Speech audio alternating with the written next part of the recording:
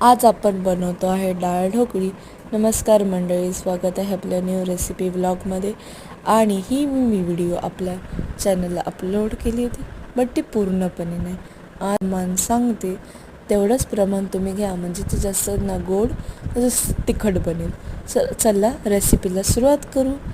आपल्याला एक टोपामध्ये तेल, तूप, 2 चमच तेल, 2 चमच तूप, त्यानंतर 1 चमच जिरं, मोहरी, कढीपत्ता किंवा बेलपत्र आणि हे बेडकी मिरची ते घ्यायचे। बारीक चिरायचा नाही कांदा, आपल्याला उभा चिरायचे 2 मोठे कांदे, टमॅटो, हिंग, हळद, लाल तिखट आणि आलं लसूण पेस्ट हे टाकून मिक्स करायचे। आपल्याला तूर आणि मसूरची डाळ घ्यायची आणि शेंगदाणेही उकळून त्याच्यात टाकायचे। सर मीठ, गूळ किंवा गुळाची पावडर आणि डाळ उकळून द्यायची।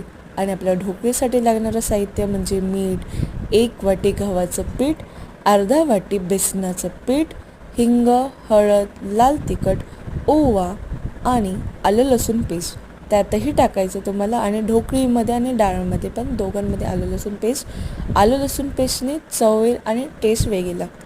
त्याचं आपल्याला पीठ तयार करून घ्यायचे। ढोकळी पीठ झाल्यानंतर आपल्याला त्याचे मोठे मोठे गोळे करायचे। त्यानंतर त्याला चपातीसारखी मोठा आकार द्यायचा आणि त्याच्यात जसं आपण करंजी नाही, शंकरपाळ्या करतो तसंच त्याला आकार द्यायचा आहे। तुम्हाला जो आकार आवडतो तो मी त्या आकारप्रमाणे द्या। आणि आपली इथं डाळ उकळत आली तर सगळी ढोकळी त्याच्यात टाकायची। मग ते झाल्यानंतर एक छानशी उकळी येऊन द्यायची तुम्हाला जसं शेप। आणि बघा आपली ही डाळ ढोकळी अशी तयार होते। मस्तपैकी घट्ट नाही, जास्त पातळ पण मिडियम राहते। तर तुम्हाला ह्याच्यासोबत जर साईड डिश हव्या असेल तर तुम्ही पापडही करू शकतात किंवा कुरड्याही, तुम्हाला जसं आवडेल तसं। पण मोस्टली गुजराती लोक मठिया खातात ह्याच्यासोबत, पण मठिया त्या भेटणार। सो तुम्हाला हा व्हिडिओ कसा वाटला कमेंटमध्ये नक्की सांगा। Like, share, subscribe to our channel.